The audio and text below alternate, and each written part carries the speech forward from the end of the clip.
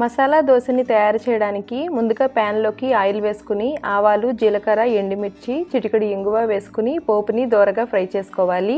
ఇందులోకి కట్ చేసి పెట్టుకున్న పచ్చిమిర్చి, కరివేపాకు, ఉల్లిపాయ ముక్కలు వేసుకుని పావు స్పూన్ పసుపు కూడా వేసుకుని ఉల్లిపాయలని కలుపుతూ మగ్గించుకోవాలి.